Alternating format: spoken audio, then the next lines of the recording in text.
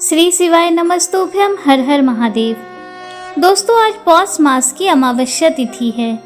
इस वीडियो में आप श्रवण करेंगे पौष मास अमावस्या की व्रत कथा। आइए विघ्नहर्ता श्री गणेश के चरणों में सादर प्रणाम करते हुए अमावस्या व्रत कथा प्रारंभ करते हैं। एक गांव में सास और बहू अकेले रहते थे और उनका बेटा विदेश में कमाने के लिए गया था। सास और बहू बहुत अच्छे से रहते थे। दोनों एक दूसरे की देखभाल करते थे। एक दिन बहू ने खाना नहीं खाया तो सास ने बहू से पूछा कि आज तुमने खाना क्यों नहीं खाया। तब बहू ने कहा कि सासू माँ, आज मेरा 3 पनौती अमावस्या का व्रत है, इसलिए मैंने खाना नहीं खाया। तब सासू ने कहा, बहू, यह व्रत क्या होता है और इस व्रत को करने से क्या फल मिलता है, मुझे भी समझाओ। तब बहू ने कहा, हे सासू माँ, 3 पनौती अमावस्या का व्रत करने से बहुत पुण्य मिलता है। घर में अन्न धन बना रहता है, सुख शांति मिलती है तथा अटल सुहाग मिलता है और पुत्र की प्राप्ति होती है। इस व्रत में प्रत्येक वर्ष अलग अलग खाना खाया जाता है और विष्णु भगवान के मंदिर में चढ़ावा चढ़ाया जाता है या फिर किसी ब्राह्मण को दान दिया जाता है। इस व्रत में पहले साल शक्कर, घी और चावल से बना खाना खाया जाता है। पहले साल व्रत पूर्ण होने के बाद 1.25 किलो चावल और 1 कटोरी घी तथा 1 कटोरी शक्कर का दान किसी ब्राह्मण को दिया जाता है। दूसरे साल जौ, घी और शक्कर से बना खाना खाया जाता है। जब दूसरे साल व्रत पूर्ण हो जाए तो 1.25 किलो जौ, 1 कटोरी घी तथा 1 कटोरी शक्कर किसी मंदिर में चढ़ाएं या फिर किसी ब्राह्मण को दान देना होता है। तीसरे साल गुड़, तिल और घी से बने व्यंजन खाने चाहिए। जब तीसरा साल व्रत पूर्ण हो जाए तो आधा किलो तिल, गुड़ तथा 1 कटोरी घी किसी मंदिर में चढ़ाया जाता है या फिर किसी ब्राह्मण को दान दिया जाता है। इसे ही 3 पनौती अमावस्या व्रत कहा जाता है। फिर बहू ने कहा कि इस व्रत का अगर संकल्प लेते हैं तो इसे पूरा करना जरूरी होता है। अगर पूरा नहीं कर सकते हैं तो सास बहू में झगड़ा और घर में अशांति आती है। तब सासू ने कहा कि मेरी तो उम्र हो गई है, लेकिन तुम यह व्रत जरूर करो। और बहू यह व्रत आरंभ करती है। लेकिन एक दिन बहू ने किसी के कहने पर गेहूं से बनी रोटी खा ली। इससे अमावस्या माता नाराज हो गईं। जो सास और बहू बहुत ही प्यार से रहती थी, इन दोनों में झगड़े होने लगे। सभी गांव वाले भी हैरान हो गए कि यह सब क्या हो रहा है। सास अपनी बहू को कहने लगी कि तुम जब से हमारे घर में बहू बन के आई हो, हमारे घर से लक्ष्मी चली गई है। तुम हमारे लिए शुभ नहीं हो।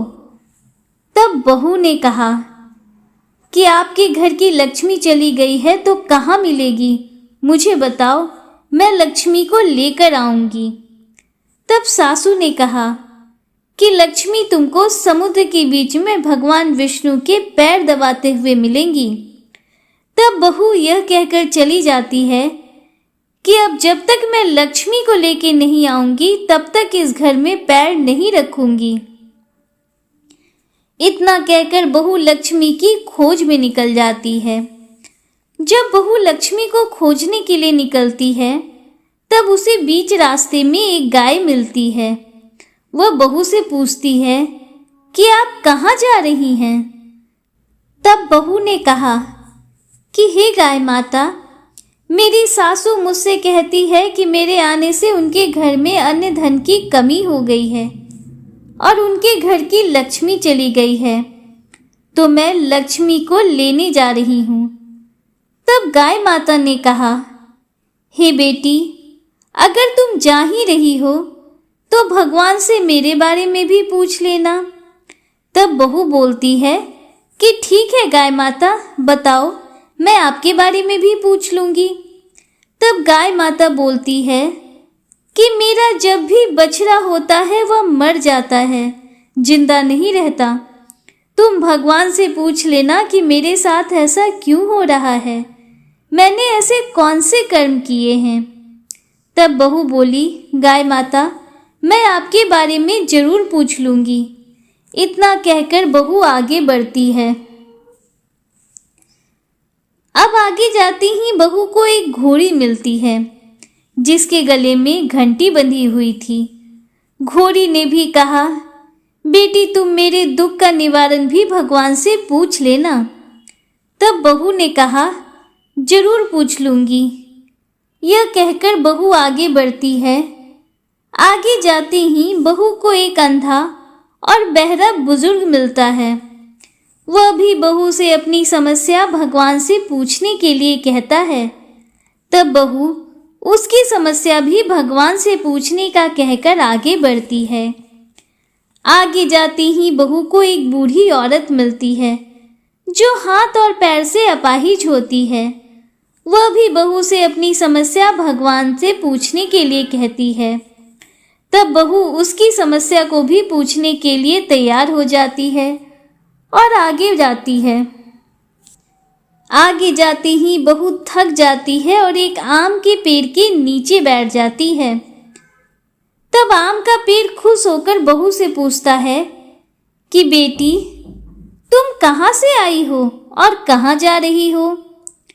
तब बहू बताती है कि वह लक्ष्मी को लेने जा रही है।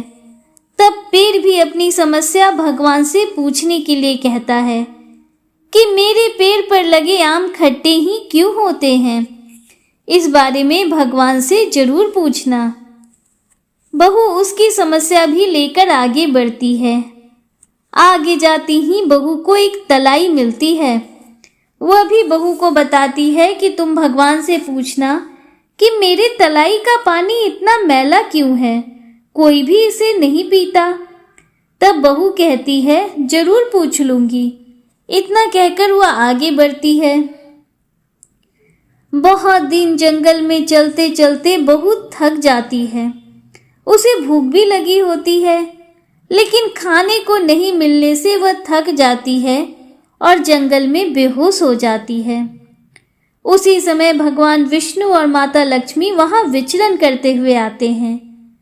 तब माता लक्ष्मी विष्णु जी से कहती है, हे नाथ, यह आपकी बहुत बड़ी भक्त है, आप इसके दुखों का निवारण कीजिए। तब भगवान विष्णु कहते हैं कि इस संसार में बहुत से जीव दुखी हैं, सभी अपने अपने कर्मों का फल भोग रहे हैं, किस किस के दुख का निवारण मैं करूं। इस पर माता लक्ष्मी ने विष्णु भगवान से विनती की और कहा कि वह भूखी प्यासी है, इसे यहाँ अगर ऐसे ही छोड़ दिया तो जंगली जानवर इसे अपना शिकार बना लेंगे। माता लक्ष्मी की बात सुनकर भगवान विष्णु एक साधु का वेश धारण करते हैं, बहू के पास जाते हैं और उसे होश में लाते हैं। बहू के होश में आते ही साधु वेश में भगवान उनसे पूछते हैं कि वह यहाँ क्यों आई है और कहाँ जा रही है। तब बहू पूरी बात बताती है। उसकी बात सुनकर भगवान विष्णु और माता लक्ष्मी वहां प्रकट होते हैं। उनके साथ अमावस्या माता भी प्रकट होती हैं। बहू उनके चरणों में गिरकर वंदन करती है।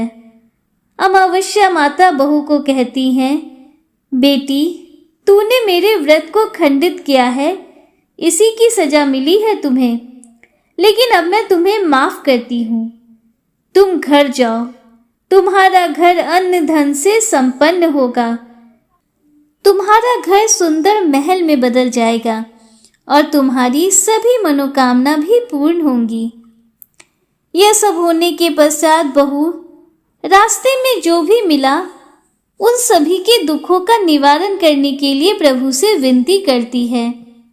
तब भगवान विष्णु कहते हैं कि गाय ने कभी अपना दूध किसी को नहीं पिलाया, इस वजह से उसके बछड़े जिंदा नहीं रहते हैं। तुम उसका दूध पी लेना, जिससे उसके बछड़े जिंदा रहने लगेंगे। घोड़ी पिछले जन्म में आटा पीसने वाली महिला थी। वह किसी को आटा पीस के नहीं देती थी, इसलिए उसके गले में चक्की के पाट बंधे हुए हैं। तुम उसके पाट खोल देना, वह बिल्कुल ठीक हो जाएगी। बुजुर्ग कभी भगवान के मंदिर नहीं गया और ना ही उसने कभी भगवान के भजन सुने हैं। तुम उसको मंदिर ले जाना और दर्शन करवा देना, वह ठीक हो जाएगा। बुजुर्ग महिला जो थी, उसने कभी भी अपनी जवानी में दान पुण्य नहीं किया, इसलिए उसे यह सजा मिली है। तुम उससे दान करवा देना, तो उसकी विकलांगता दूर हो जाएगी। उस आम के पेड़ ने कभी किसी बच्चे को अपने आम खाने नहीं दिए, इसलिए उसके सभी आम खट्टे होते हैं। तुम उस पेड़ का आम खा लेना, फिर उस पेड़ पर मीठे आम आएंगे। तलाई का पानी पिछले जन्म में देवरानी जेठानी थी। वह हमेशा झगड़ती रहती थी, इसलिए उसका पानी मैला है। तुम उसका पानी पी लेना, वह तलाई शुद्ध हो जाएगी। बहू ने भगवान विष्णु, माता लक्ष्मी और अमावस्या माता को नमन करके अपने घर की ओर प्रस्थान किया और रास्ते में उसे जो जो मिला उसकी सभी समस्याओं को भगवान के कहे अनुसार दूर करती गई। सभी उसे आशीर्वाद देते हैं। घर जाते ही उसने देखा कि उसका घर एक सुंदर महल में परिवर्तित हो गया है तथा घर में अन्न धन का भंडार भरा है। अब बहू सासू माँ से कहती है, सासू माँ, आपने सच कहा था, मैं आपके लिए शुभ नहीं हूँ। मेरे जाने से ही आपके घर में लक्ष्मी आई है। अब आप यहाँ रहें, मैं मरने जा रही हूँ। तब सासू ने कहा, हे बेटी, यह सब तुम्हारे पनौती अमावस्या व्रत का फल हमें मिला है। तुम यहाँ पर ही रहोगी, कहीं नहीं जाओगी। और सास बहू खुशी खुशी रहने लगी। एक दिन उसका बेटा भी विदेश से लौट आया और घर में यह सब देखा। तब उसकी माँ ने उसे सभी बातें बताई। इस तरह तीनों लोग खुशी खुशी रहने लगे। प्रेम से बोलिए अमावस्या माता की जय, माता लक्ष्मी की जय, भगवान श्री हरि विष्णु की जय। प्रभु इस कथा को कहने वाले, सुनने वाले और हुंकारा भरने वाले सभी भक्तों के घर में अपना आशीर्वाद बना कर रखिएगा। उनके घर में सुख शांति और अन्न धन के भंडार भरे रखिएगा। दोस्तों, आइए अमावस्या से जुड़ी एक और पौराणिक कथा का श्रवण करते हैं। लोक कथा के अनुसार जोगे तथा भोगे दो भाई थे। दोनों अलग अलग रहते थे। जोगे धनी था और भोगे निर्धन। दोनों में परस्पर बड़ा प्रेम था। जोगी की पत्नी को धन का अभिमान था, किंतु भोगी की पत्नी बड़ी सरल हृदय थी। पितृपक्ष आने पर जोगी की पत्नी ने उसे पितरों का श्राद्ध करने के लिए कहा, तो जोगी इसे व्यर्थ का कार्य समझकर टालने की चेष्टा करने लगा। किंतु उसकी पत्नी समझती थी कि यदि ऐसा नहीं करेंगे तो लोग बातें बनाएंगे। फिर उसे अपने मायके वालों को दावत पर बुलाने और अपनी शान दिखाने का यह उचित अवसर लगा। अतः वह बोली, आप शायद मेरी परेशानी की वजह से ऐसा कह रहे हैं, किंतु इसमें मुझे कोई परेशानी नहीं होगी। मैं भोगी की पत्नी को बुला लूंगी, दोनों मिलकर सारा काम कर लेंगी।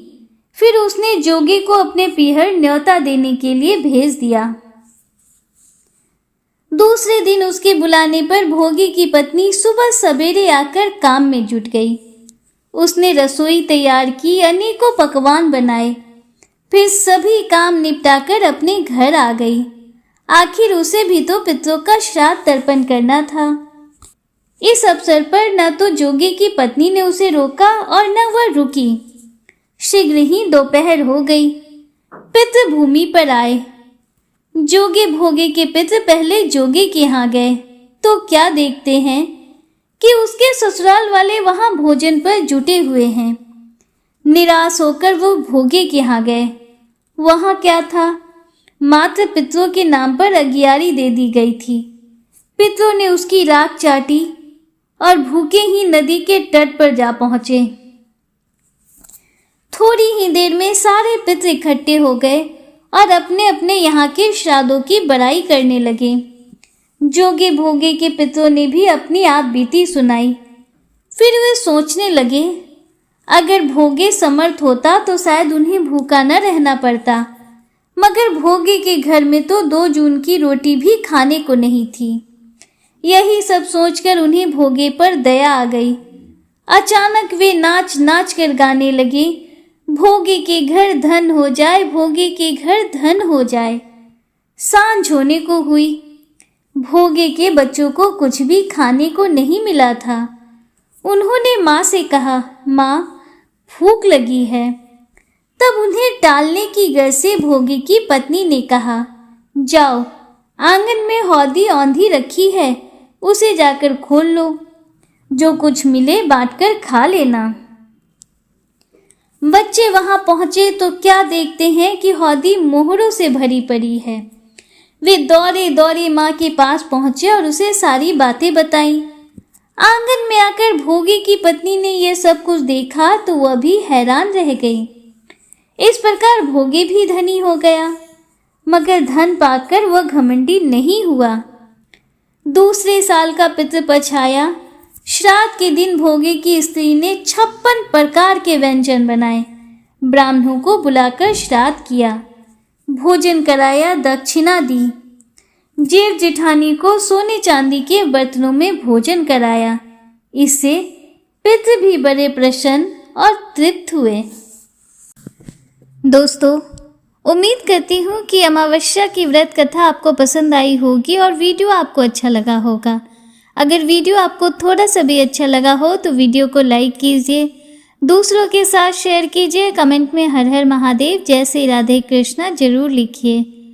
अगर आप हमारे चैनल पर पहली बार आए हैं तो चैनल को सब्सक्राइब कीजिए, बेल आइकन जरूर प्रेस कीजिए, जिससे आगे भी आपको ऐसी ही रोचक जानकारियाँ मिलती रहें। मिलते हैं आपसे अगले वीडियो में, तब तक के लिए हर हर महादेव, जय श्री राधे कृष्णा, राधे राधे, जय माता दी।